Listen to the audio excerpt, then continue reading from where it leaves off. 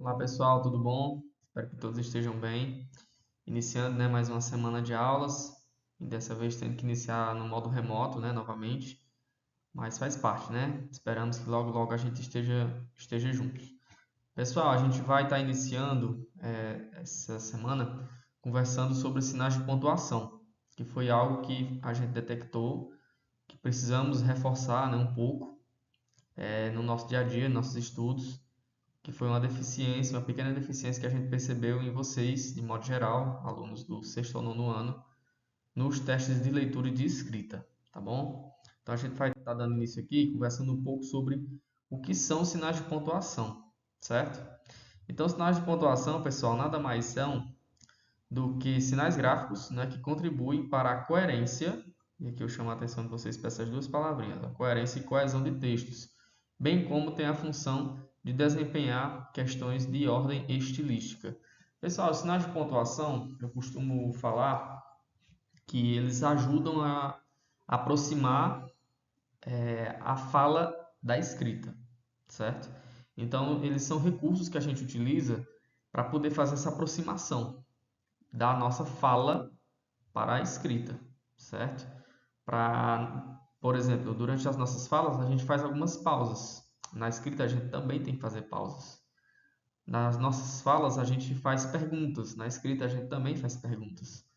Na nossa fala, a gente fala palavras ou frases, expressões com uma maior entonação. Então, na escrita, a gente também tem que dar uma maior entonação, certo? São só alguns exemplos aí.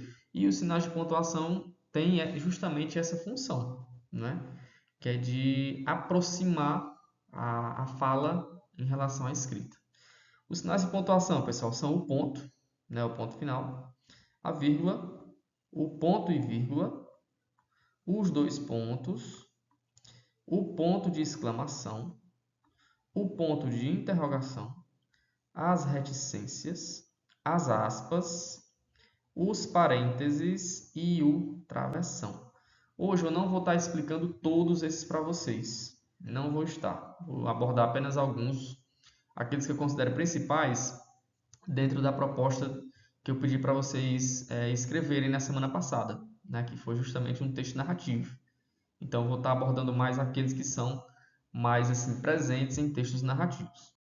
E aqui eu começo pelo ponto, ou ponto final, que é só aquele pontinho, aquela bolinha, esse pequeno sinal, que a gente coloca, no final aí de frases e tudo mais. Não existe frase se não tiver um ponto final, vale a pena ressaltar isso. Então, o ponto ou ponto final é utilizado para terminar a ideia ou discurso e indicar o final de um período. O ponto é ainda utilizado nas abreviações.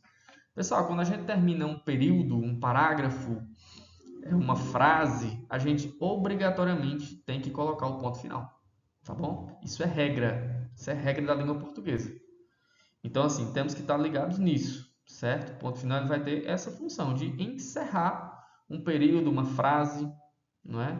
Um parágrafo, quando vocês estão escrevendo um texto, beleza? Vamos ver aqui alguns exemplos. Acordei e logo pensei nela e na repercussão e na discussão, perdão, que tivemos. Depois saí para trabalhar e resolvi ligar e pedir perdão. Então percebam, aqui tem um ponto final, aqui tem outro pontinho final. Nesse contexto aqui, esses pontos eles estão sendo utilizados para encerrar períodos, certo? Para encerrar períodos, beleza?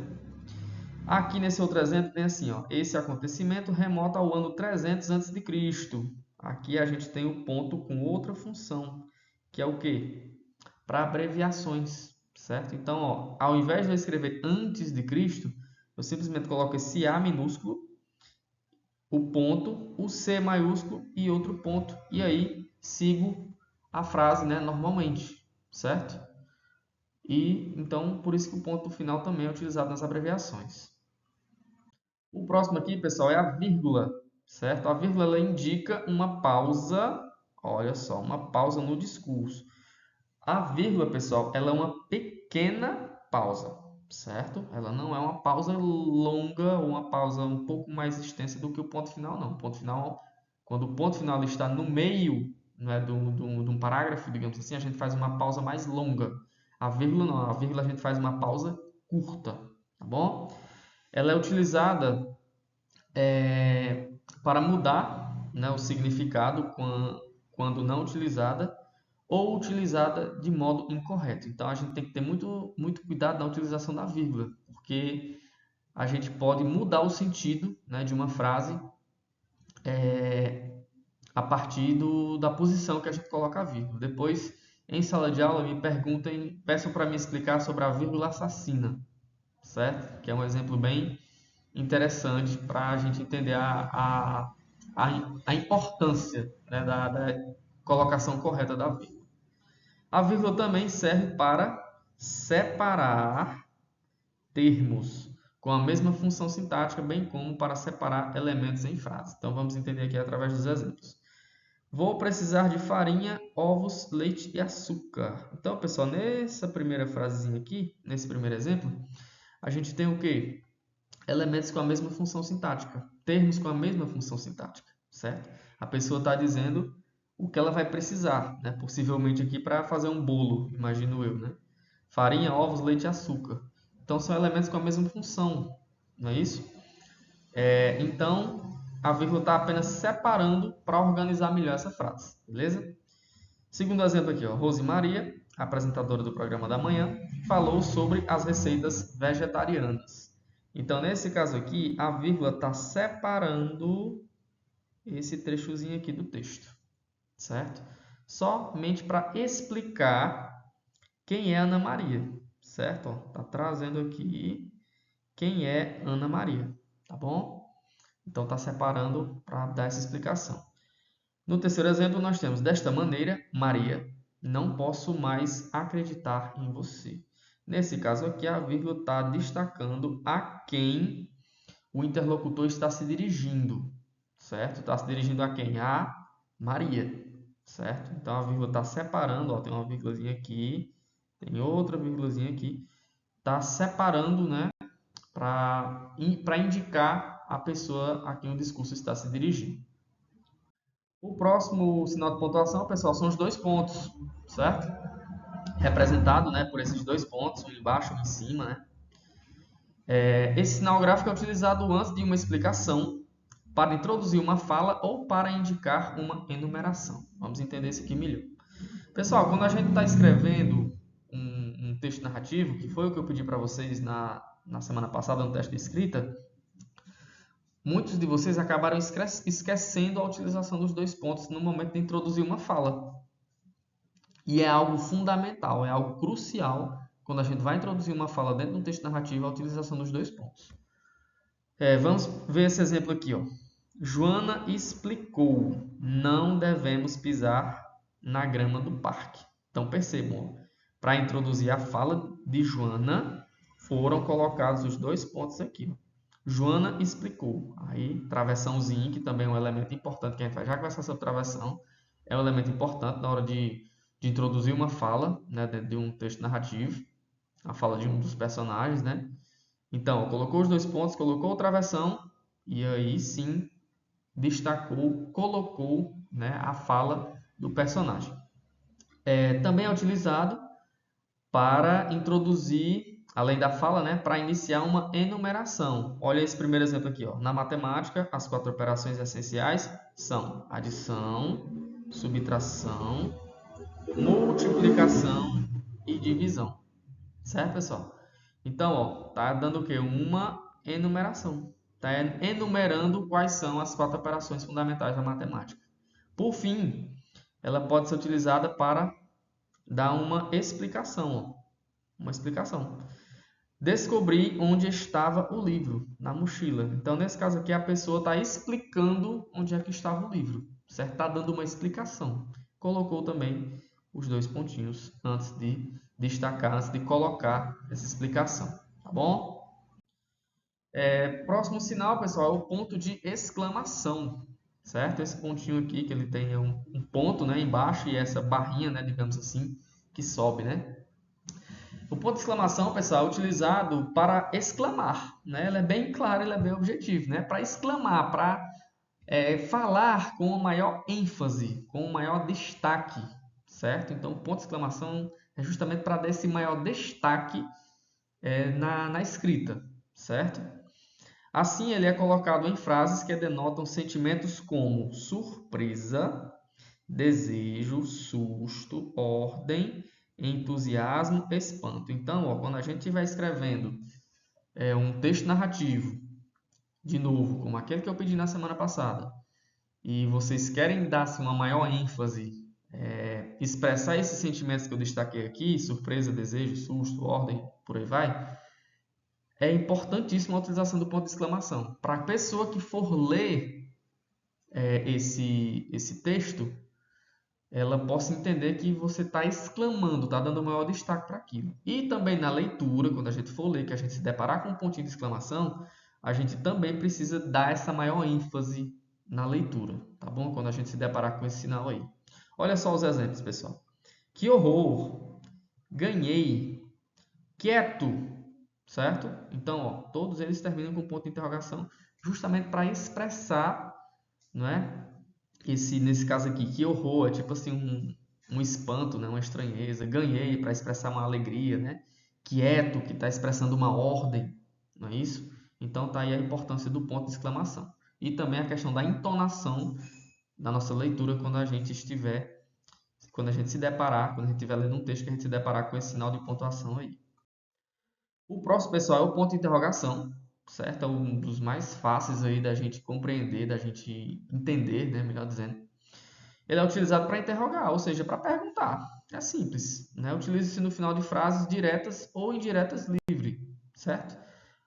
Pessoal, o ponto de interrogação já está dizendo, é interrogar, é perguntar, beleza? É escrever uma pergunta mesmo. Muitos dos textos que alguns de vocês escreveram, eu entendia que estava fazendo uma pergunta pelo contexto, né, daquilo ali que vocês vinham escrevendo. Mas não tinha ponto de interrogação. Não tinha. Certo? Então, a importância, né, de quando a gente for fazer uma pergunta dentro de um texto, dentro de uma produção escrita, se é uma pergunta, obrigatoriamente tem que ter um ponto de interrogação. Tá bom? Os exemplos aqui, ó. Quer ir ao cinema comigo? Então, assim, na parte da leitura, a gente também tem que ter essa entonação de pergunta mesmo, certo? Quer ir ao cinema comigo? É uma pergunta. Então, a gente tem que ler no formato de uma pergunta. Será que eles preferem jornais ou revistas? Outra pergunta. Então, percebam a minha entonação quando eu me deparo com o ponto de interrogação lá no final. Entendeu? Então, ó, percebam, tem que ter uma entonação de pergunta, certo? Porque é isso que o ponto de interrogação ele nos indica. Penúltimo, pessoal, nós temos as reticências, certo? Elas servem para suprimir palavras, textos ou até mesmo indicar que o sentido vai muito além do que está expresso na frase. Então, as reticências, pessoal, elas são representadas, né, por esses três pontinhos, né, em seguida, um atrás do outro. E elas servem para suprimir palavras, textos ou até mesmo indicar o sentido que vai muito mais além do que está expresso na frase. Em um texto narrativo, né, eu estou sempre pegando esse exemplo do texto narrativo porque foi o que eu pedi para vocês, né? As reticências elas podem representar uma continuidade, né, daquilo que o personagem vem falando. Então, tem lá uma reticênciazinha.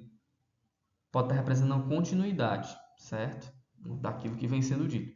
Pode representar também, pessoal, uma interrupção de fala. Os meninos aí do nono ano certamente vão lembrar que a gente trabalhou isso lá no capítulo 1 do livro, certo? Quando a gente estava vendo o conto de ficção científica, em que os personagens, o texto era constituído, né, de um diálogo entre dois personagens,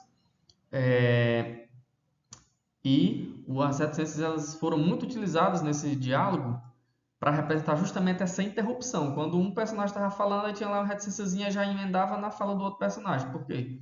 A reticência representava a interrupção e a alternância de falas, tá bom? Só os exemplos aqui bem rapidinho. Ana gosta de comprar sapatos, bolsas, calças, olha só. Está dizendo que Ana gosta de comprar um bocado de coisa, né? E essa reticência aqui no final, ela está dando justamente a ideia de que de continuidade, que além dessas coisas aqui, além dos sapatos, bolsas e calças, Ana gosta de comprar outras coisas também, tá bom? Segundo exemplo, eu não sei, preciso pensar no assunto. Então, ó, aqui está meio que suprimindo, né? Suprimindo palavras, tá bom? A reticência aqui já muda um pouquinho a sua função. Tipo, não sei, aí faz uma pequena pausa, né? Preciso pensar no assunto. Meio que está suprimindo. A vida é uma tempestade. Aí tem o sinalzinho de reticência, né? Um dia você está tomando sol e no dia seguinte o mar te lança contra as rochas. Aqui nesse caso, pessoal, ela está sugerindo um corte, certo? Isso aqui é o que a gente chama de citação, né? Tanto é que é uma citação do livro Conde de Monte Cristo, de Alexandre Dumas. E aí, essa reticência dentro desses parênteses sugere o quê? Que houve um corte nessa citação, tá bom? Que entre o começo dessa citação e o final tem mais algumas coisas, mas aí houve esse corte para formar, digamos assim, essa nova frase, essa nova citação. Por fim, pessoal, nós temos o travessão. Eu já falei um pouquinho antes, né? Sobre a função dele. Ele é utilizado no início de frases diretas para indicar os diálogos de texto. Pronto. Está escrevendo um texto narrativo e quer inserir a fala de um personagem, o travessão tem que estar lá. Simples, é isso. Colocou o sinalzinho aqui, ó, tá aqui o travessão, ó. Apenas esse traço, um traço ali no meio da linha, né? Mais comprido do que um hífen, por exemplo. E aí, pessoal, vai introduzir fala, tem que colocar o travessão, certo? Isso é regra de escrita, tá bom? Então tem aqui os exemplos, ó. Muito descontrolada, Paula gritou com o marido. Ó, 2 pontos, tá vendo? Vai introduzir a fala, ó, 2 pontos e o travessão. Aí em seguida vem a fala do personagem. Por favor, não faça isso agora, pois teremos problemas mais tarde. Beleza? Ó, 2 pontos, travessão, inseriu a fala. Outro exemplo aqui, ó. Perguntei, onde é o ponto de ônibus? Então percebam de novo, ó, vai inserir uma fala de um personagem, coloca os 2 pontos, coloca o travessão e escreve a fala do personagem, certo? Isso é regra de escrita, tá bom, pessoal? Pessoal, desculpa aí que o vídeo ficou um pouquinho extenso, beleza? Mas não tem como eu resumir mais do que eu já resumi.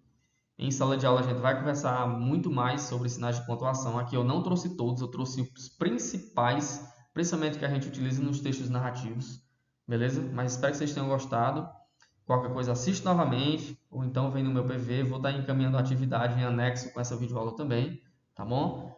Qualquer coisa assista a videoaula novamente, ou então me procura aí pelo WhatsApp, beleza? Que eu vou estar esclarecendo, tá bom? Abraço a todos e valeu!